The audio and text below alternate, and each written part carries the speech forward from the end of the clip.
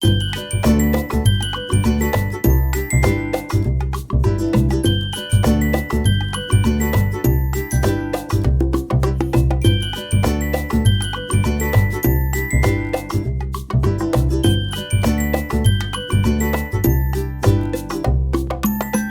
friends. Welcome to my program, Colonel's Punch. Today, I'm going to present Rani Chennamma of Kittur. Rani Chennamma of Kittur has become an Indian legend. She was the first to challenge the mighty British Empire and shake it. In 1824, she fought the British. She actually led a galloping attack from the front. It was 23 years before 1857, that was our first war of independence, and 123 years before our independence in 1947. Imagine the Rani with all her splendor galloping on the horse and charging on the British troops. She has been a legend, and 2024, it'll be 200 years of the battle. Now let us study what really happened. Kittur was a small princely state. It was enjoying its freedom. It had seen the hard times of the Nizam Shahi, the Qutb Shahi, Tipu Sultan, and Marathas. Now it was face to face with Britishers, that is the East India Company. John Thackeray was the collector of Dharwad and chaplain as commissioner. Now, in 1816, the Raja of Kittur, Sarjaraja, died, and his only son, Savai Sarja, died in 1824.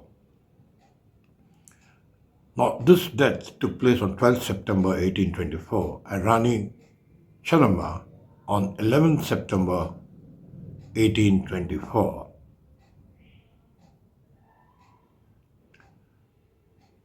appointed or adopted the region. Both the British collector and the commissioner felt suspicious, and they refused to recognize the region. They said, Rani of Kittur, please take the decision to merge with the British. Rani said, Kittur was a free state. Its people loved freedom and they will never surrender. She pleaded that she be allowed to adopt the region, or else she will challenge the British East India Company.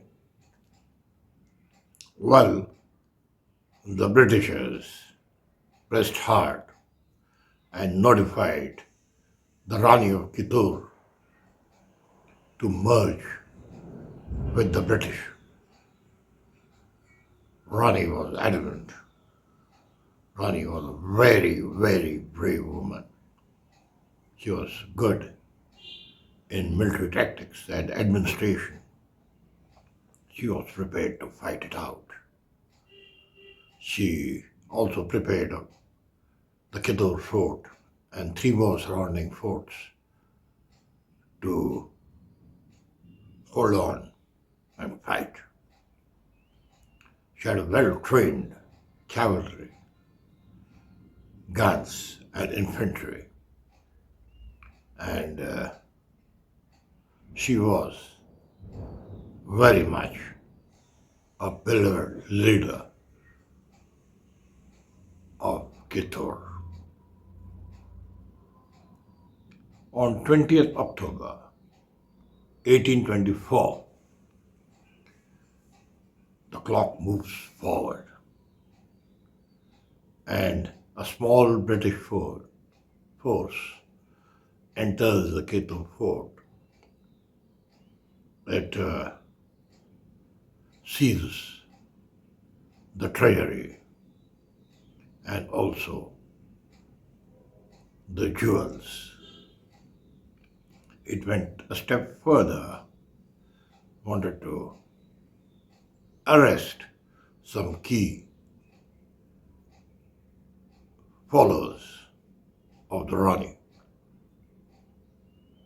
The public protested, and within no time, the British force was pushed out of the fort, and the Rani's soldiers fell on them in a short engagement. 40 British followers, which included even families and English ladies and children, were arrested and held as hostage. The Rani of Kittur saw to it that they looked after and fed well, and then a message to negotiate to the British. She sent them with full honors. Now, the British collector, Thackeray, and the commissioner went red with anger and rage. They again sent a strong protest message to Rani of Kittur and asked her to surrender the next day, that was 21st October 1824. Early morning, 2 British big guns with a battalion of soldiers and some cavalry closed near the fort and asked the Rani of Kittur to open the door and surrender. Rani was fully prepared to fight. She was not going to give up. So what she did in a surprise move, she opened the gates and on a horseback, followed by her cavalry and infantry, she attacked this force, who were taken by utter surprise. The Rani was very daring, and she had the steel of nerves. She wanted to teach the British a lesson. All of a sudden, in a surprise move, she opened the gates of the fort, and with she riding on a horseback, galloping with the cavalry behind and the infantry, fell on this British force. They overran the guns and cut the heads of the British soldiers. It was a sudden attack, the British were taken by total surprise and they fell back. They ran. The British collector and his force saw Rani coming, so they directed their troops to arrest her. Rani's guardsman, Balappa, shot the collector, Thackeray, in his chest. And just imagine, Thackeray died of severe wounds. The British were taken by surprise. It was aghast. The news reached the Governor General at Bombay, Fisher. He was wild and raging, and they now all decided to send a superior force and wrest the initiative and bring the Rani to surrender. Well, the news of Rani of Kittur's gallant action and the full retreat of the British forces made waves around Bombay, Calcutta, and reached London. The British wanted a fierce action. They wanted revenge at all cost. The Rani of Kittur and her army and public were rejoicing, and they knew that the Britishers will come back. Now, the Governor General of Bombay started pushing troops from north and south, and by 3rd December 1824, Kittur was surrounded. Rani kept sending messages saying that she will not bow down, but she is prepared to negotiate. But British wanted her blood at all cost. And as the news was spreading all over India, they wanted to make an example out of it. So, on 3rd December 1924, the Kittur fort was surrounded by the Britishers with huge guns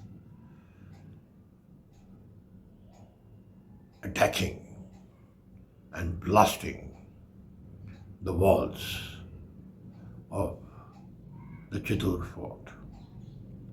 The Kittur fort was well built, but it was not as strong to take on full blast of guns. Then the next day at midnight, 4th December 1824, the walls were breached and the British cavalry and infantry went inside, killing whatever they could. The Rani of Kittur was fighting till the end. She tried to escape and she was captured and taken to Belhungal fort and kept under arrest. She was made to sign the treaty under duress, and her beloved state of Shah of Kittur was annexed by the British. So this was not all. The British faith in their East India Company forces had been shaken. Well, on 3rd February 1929, the Rani of Kittur died in custody. He had fired the imagination of the Indians. She made them feel proud because at last the Indians could beat the British at their own game. The sun finally started setting on the British Empire. They made mistakes after mistake. The first blunder was the signing of Dalhousie, signing the Doctrine of Lapse, where Indian states could easily be annexed, where rulers died without the natural hire. Satara was the first to be annexed in 1848, followed by Nagpur, Awadh, and finally Jhansi. Now that triggered the Rani of Jhansi. It triggered the 1857 independence movement, and the British got a licking. They had to rethink the whole strategy. In 1858, ended the East India Company hold on India, and the British came. The British Crown came into power, and then started India's long march to freedom. Well, Rani of Kittur in 1824, followed by Rani of Jhansi in 1857, led our freedom struggle. Today, let's remember Rani of Kittur, because in 2024, it will be 200 years of memories of a gallant struggle, fight back, and giving India its freedom. Thank you. Jai Hind.